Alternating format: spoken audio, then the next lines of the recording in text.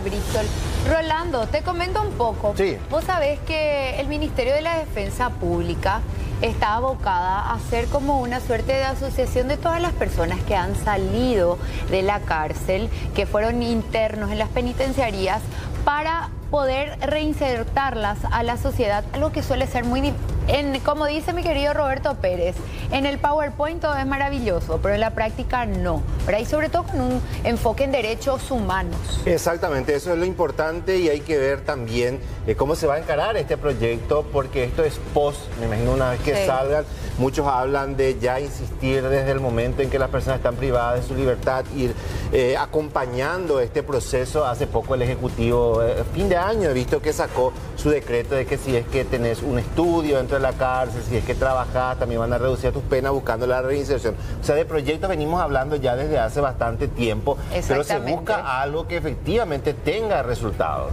Es una realidad, Rolando, muchos ex internos han contado que les ha costado conseguir trabajo, que ni siquiera para poder estar como carriteros de repente en los supermercados, los créditos no le daban en los bancos, en las cooperativas, ¿verdad? Al salirle, obviamente, los antecedentes.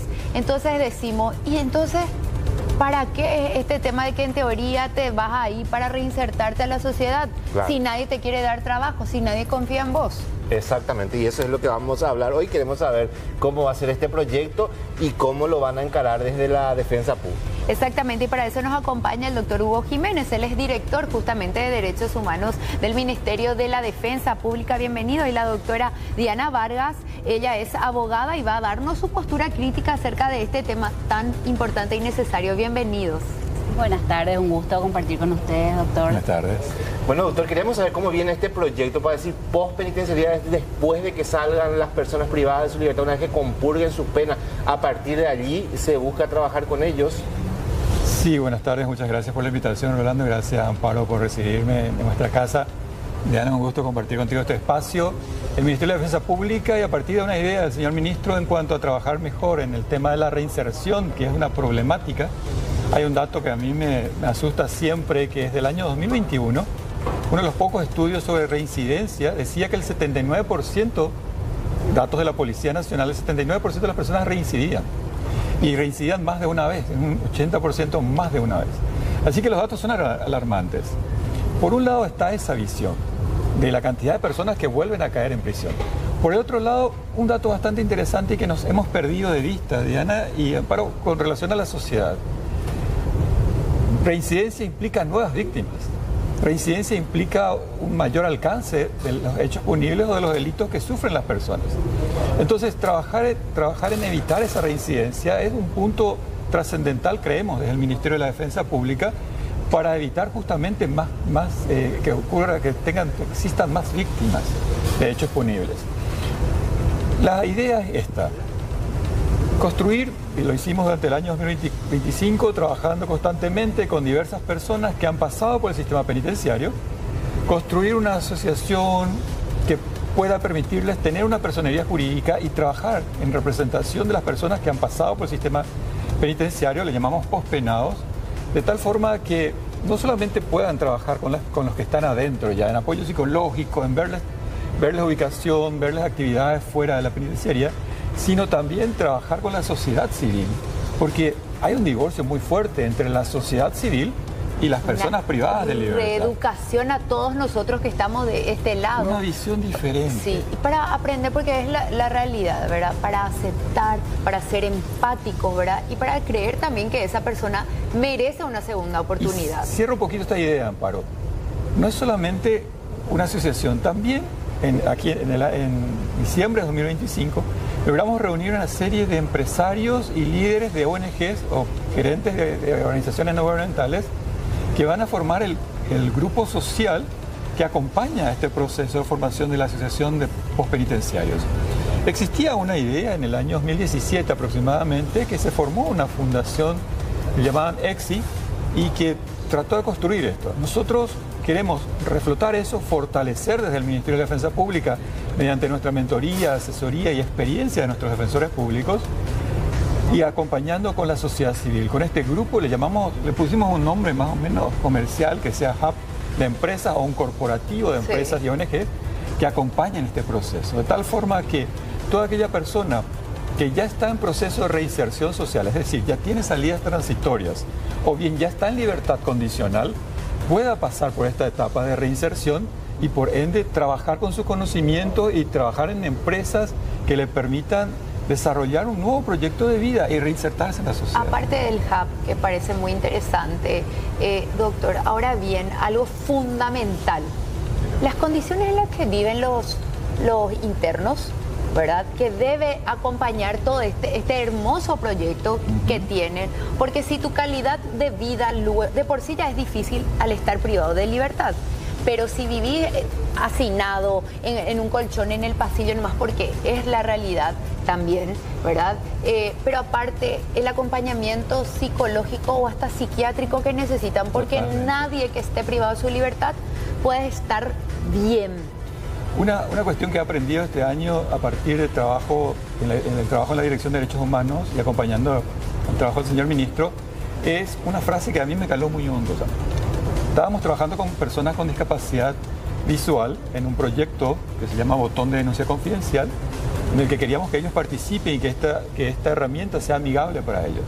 Y una frase que a mí me caló muy hondo. Decía el presidente de la Unión Nacional de Personas con Discapacidad Visual, me decía: Hugo, muy pocas veces el Estado nos invitó a formar parte de un proyecto que esté dedicado a nosotros. O sea, muy pocas veces nosotros, como sociedad, involucramos a las personas que se ven afectadas. Entonces, hemos elaborado leyes, existen múltiples programas que se desarrollan en algunas penitenciarías del país, pero que no pasan, por ejemplo, por la experiencia de personas que han vivido en Pedro Juan Caballero con, según datos, el último dato del mecanismo, con un hacinamiento de 1200%. Muchísimo, elevadísimo. Diana, vos que trabajás desde hace bastante tiempo en tu trabajo con el tema de las penitenciarías, mucho se viene hablando del tema de la reinserción, del proceso. Me pareciera ser que algo falta para que definitivamente esto tome vuelo. Bueno, mucho que decir. En primer lugar, ese dato que decía el doctor de la reincidencia, con ese dato de la policía, hay mucha tela que cortar allí porque no resiste un análisis mínimo.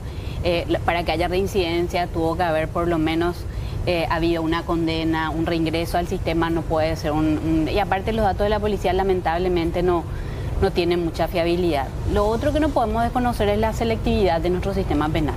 O sea, no es si nosotros 4 hoy salimos y cometemos un delito, difícilmente alguno de nosotros termine en el sistema penal. Justamente porque quienes entran son aquellos que son unos clientes, por decir eso entre comillas, digamos que son más vulnerables a los abusos policiales, a que muchas veces la defensa no sea efectiva más allá de lo formal. Entonces, con eso no queremos decir que en Paraguay no se cometen delitos, que no hay robos, que no hay hurtos. ¿Cuál es el hecho punible más denunciado en Paraguay hoy, al dato 2025? Violencia familiar. Por debajo entran delitos contra la propiedad, generalmente relacionadas a vidas marcadas generacionalmente en las familias, por la exclusión, por la falta o por la exclusión tanto del ámbito educativo, laboral, etcétera. Entonces, las personas que, ¿por qué digo todo esto? Las personas que llegan al sistema penitenciario en Paraguay son aquellos que probablemente no habían existido antes para el Estado. Y el perfil es así, cuando uno mira los pocos censos penitenciarios, son jóvenes de entre 20 y 28 años, hablo la media, ¿verdad? Con una escolaridad muy baja que no llega al 6º grado. Anteriormente sí realizaba una actividad laboral, era del mercado informal, o sea, todas esas características sumado a un dato que es, indudablemente no podemos desconocer, que tiene que ver con la precariedad en el acceso a la salud física y mental, sumado a la situación de consumo y relaciones familiares quebradas. Si nosotros no trabajamos las relaciones familiares, el restablecimiento del vínculo, hace mucho la evidencia muestra que no son las cárceles industriales, no es enseñarle a pescar, no es que tenga un trabajo. Yo siempre planteo el ejemplo de este boxeador que estaba en Tacumbú, que fue toda una estrella, Pantera creo que es el nombre, y finalmente sale, le dan un trabajo en una empresa pública y a las 2 semanas estaba de nuevo en el sistema. Porque claro, no se trabajó el fortalecimiento de sus todo el conjunto. O sea, somos seres integrales. Vos podés tener este trabajo hoy, pero no vas a poder sostener si en el resto estás rota. Entonces, si no reconocemos que al momento de ingresar, y por eso es importante lo que decías, Amparo, ese nivel de hacinamiento, o sea, cuánto se pisotea la dignidad de la persona privada de libertad. Entonces, cuando salga, le ponemos algunas fichas que no tiene capacidad de cumplir, porque la sociedad, porque el sistema, porque las instituciones no ofrecen condiciones mínimas y tampoco trabajamos en ese proceso. Y quienes, como decía el doctor, van a llegar a una salida transitoria, es el mínimo. O sea, estamos hablando de, no cambiamos mucho, 70 de procesados, 30 de condenados, que es grosero, que es una cifra que debería darnos vergüenza. Entonces, hablar de reinserción en Paraguay es casi una retórica que lo único que hace es repetir que lo que queremos cumplir lo que dice la Constitución, cuando el problema es que encerramos a más gente de la que tenemos capacidad de atender. La defensa que se le brinda es formal en muchas ocasiones, a sabiendas que hay abusos policiales en el inicio, a sabiendas que la fiscalía se pasa y las investigaciones no son efectivas, el Poder Judicial no controla a su vez su labor. Entonces, hacemos agua en distintos lugares del sistema. Tenemos un Estado de Derecho de utilería, de UAU, ¿verdad? Porque están todas formadas ahí las instituciones. Y además queremos que ese que ya llegó mal, porque el que entra preso en Paraguay no son todos los que cometen delitos, son aquellos que tienen estos perfiles, que ya llegó roto, queremos que la cárcel le reeduque. O sea, esa pues es la paradoja, el encierro no reeduca nunca, ni acá, ni en Suecia, ni en ningún lugar. Y menos en las condiciones que nosotros encerramos, ¿verdad? Hay gente que, por ejemplo, en la cárcel tiene una carrera universitaria porque te permite la posibilidad incluso de estudiar.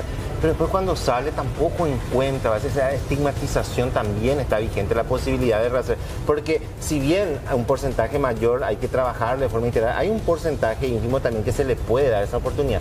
Pero sin embargo tiene esa dificultad enorme. Es que estamos mal aprendidos o mal educados o mal informados nosotros como sociedad receptora de las personas que intentan reincorporarse, por decir así, de las pocas, porque la realidad dista mucho a los papeles, ¿verdad? Porque ahí a veces uno entra pilluelo y termina siendo un gran asesino hasta inclusive, ¿verdad? Porque las condiciones no están lastimosamente dadas para, no facilitan para reinsertarse, doctor.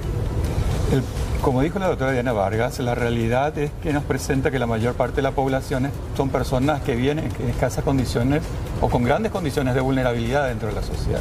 Eso a ojos vistas o no, simplemente mirar los hechos punibles que se cometen según los datos del mecanismo del último año, 2025, entre los 10 principales hechos punibles cometidos está el robo agravado, está el tráfico de drogas y está el hurto agravado. Luego viene violencia familiar. En ese contexto, entonces, podemos observar que la mayor parte de los hechos tienen un carácter, un tinte patrimonial, un tinte económico. Claro. Más todavía considerando la población de mujeres que está privada de libertad por microtráfico, es el 60% de las mujeres. Por ende, esta visión que nos permite observar esos datos, y más todavía estos datos del mecanismo, nos habla de la posibilidad de buscar esta reinserción. Ahora, la pregunta es, una vez salido de la cárcel, como bien dijo la doctora, ¿qué hace? Porque la frase primordial, la que reúne todo privado de libertad cuando uno se entrevista con él es a perder pama. Entonces, la posibilidad que tenemos a partir de esta visión y a partir de integrar a la sociedad con las personas que han pasado por el sistema penitenciario resulta sumamente interesante porque al final de cuentas es un paso importante para aquellas personas que, como dijiste bien, Amparo, buscan reinsertarse en la sociedad. Cuando no encuentra respuesta en las generales del Estado, en las diversas instituciones del Estado, por lo menos que exista un elemento que sume antes que reste. La discusión siempre va a estar en la dicotomía ¿dejamos de hacer o hacemos algo? Claro. Yo voto por el hacer algo y por soñar en que este proceso pueda visibilizar la problemática penitenciaria y pueda, a partir de las propias evidencias de aquellos que pasaron por el sistema, no de nosotros que estamos ajenos, estamos formados y lejos de estar en una penitenciaría por el momento, nadie se impune, finalmente pueda contarnos su realidad y pueda empezar a trabajar con la sociedad, que es bastante punitivista. Pero hay personas que dentro de todo este ambiente que estamos observando lograron también salir adelante. Y la excepción a la regla, de repente, que es maravillosa. Renato Cañete, desde Pedro Juan Caballero, él fue un hombre que se reinsertó a la sociedad, le costó, pero encontró la manera. El que quiere puede. Renato, bienvenido a la sobremesa. contanos por favor tu hermoso testimonio. Muy buenas tardes, sí, así mismo, como dijiste, ¿verdad? Cuesta un poco cuando salís. Yo tuve varios inconvenientes, ¿verdad? Entonces cuesta un poco, eso es así la pura realidad. Bueno, ¿hace cuánto estás emprendiendo? ¿Hace cuánto que saliste de prisión y cómo fue ese proceso? Yo, como dije, entré en 2013, ¿verdad? Y más prácticamente un mes me quedé sin hacer nada. Era que el 13 de noviembre, ¿verdad? No se mejora mi cabeza.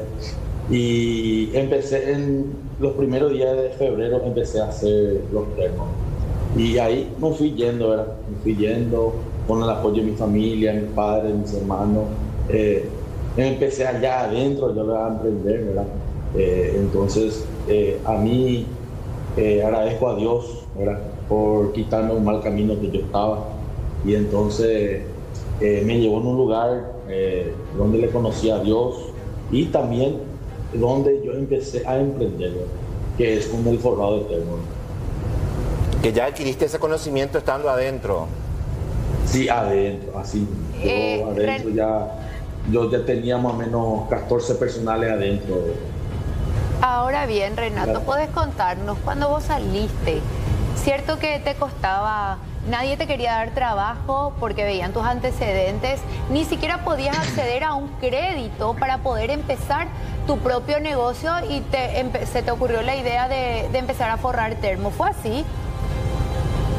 Así fue. Yo salí, ¿verdad? Yo ya estaba emprendiendo allá adentro luego con el tema del termo. Y cuando yo salí, lo que tuve inconveniente era para abrir una cuenta corriente, ¿verdad? Porque yo allá adentro yo ya hacía más de 100 termos semanales y ya forraba, ¿verdad? Y después al salir acá empecé a ser mayorista. Y ahí sí que empecé a trabajar más grande, ¿verdad? Entonces había proveedores que me querían vender ya cheque, ¿verdad? Y me iba a dar cheque, entonces necesitaba una cuenta corriente y ese me costó.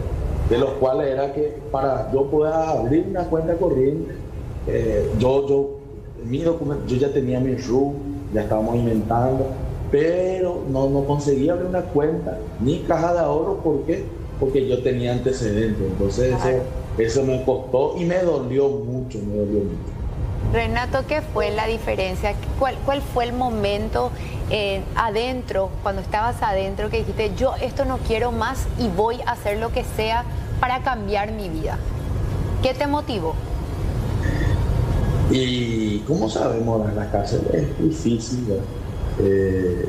Hay mucho gasto, ¿verdad? Entonces yo tenía que hacer algo para que yo tenga un ingreso para poder sobrevivir mi día a día, ¿verdad? Porque yo tenía también hijos, tenía que pagar prestación alimenticia, ¿verdad? Tengo mi esposa, entonces tenía gasto. Entonces un compañero vino de traslado de concesión, en Pedro Juan nadie hacía termo, vino de concesión y me dijo, vamos a forrar termo.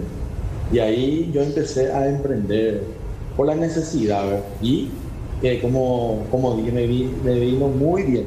Ahora, gracias a Dios, estamos forrando más de 6.000 termos por mes. Como, no sé si vieron ya el video que yo le mandé a la señora. Estamos viendo. Que tengo más o menos en la fábrica. Si quieren, puedo mostrarles en vivo, si quieren ver. Tengo más de 30 funcionarios, ¿verdad? Y gracias a Dios me vino muy bien. Como dije hace rato, estaba en mal camino, ¿verdad? Estaba en mal camino cuando estaba afuera, ¿verdad? Y después Dios me llevó en ese lugar, de los cuales me quedé 3 años menos más, ¿verdad? De año un mes. Entonces me vino muy bien porque me quitó el mal camino que yo estaba y ahora, gracias a Dios, tengo mi propia empresa. Y por qué no decir industria, ¿verdad? Porque estoy dando más de 50 personas fuente de trabajo, ¿verdad? Qué maravilloso testimonio, Renato, realmente una inspiración y qué linda manera de arrancar el año, este nuevo año, este 2026, con historias así como la tuya que inspiran y que nos hacen acordar que si uno quiere y cree, puede. Así que gracias y te deseamos el mejor 2026 que puedas tener. Acá debemos traer envíos para que guíen a la gente, para que puedan ver. Acá voy a dar la vuelta a la cama para que pueda ver. Mira, acá en mi fábrica. Sí. Muchísima gente trabajando. Mira, mira. Entonces, gracias a Dios, ¿verdad? Yo, como dije más una vez, me quité el mal camino. Ahora mira, estoy ayudando a mucha gente, dando frente al trabajo. Mira. Y llevando lo principal es que llevando también nuestro artesanía al lado brasileño, ¿verdad? Que el TDR ellos ya están tomando mucho, ¿verdad? Acá los muchachos ya están cultivando, la gente, ¿verdad? Entonces, ya estamos dando muchos puentes de trabajo. Excelente, Renato. Éxito en tus emprendimientos y seguramente vamos a ir charlando más adelante. Gracias por contarnos tu historia. En este caso, lo que a mí no me ocurrió, ¿verdad? Pero en otros casos yo lo tengo mucho acá.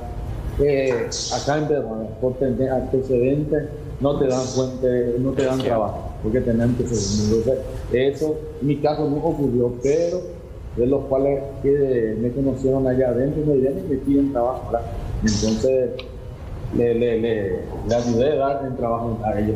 Qué maravilloso. Sí. Gracias, Renato. Muchas gracias. ¿Y qué situación esta, no? El hecho de que decía la dificultad, no te dan, por ejemplo, por más que vos ya compurgaste, ya saliste, el hecho de tener un antecedente te impiden hacer muchas cosas también estando afuera, no puede habilitar una caja, una cuenta, esas cuestiones también son bastante difíciles. En realidad no debería ser un obstáculo, ni siquiera para acceder a un trabajo. Cuando estaba en el MNP habíamos requerido, por ejemplo, un dictamen en ese momento la Secretaría de la Función Pública, consultando por qué pedían el certificado de antecedentes penales sumado al policial, que no es nada además, ¿verdad? Esa es otra discusión, pero ¿por qué pedían? Si acaso alguien aparecía con un antecedente, con una condena cumplida, esa hubiese sido una razón para, por ejemplo, ser descartado de un concurso, claro, ¿verdad?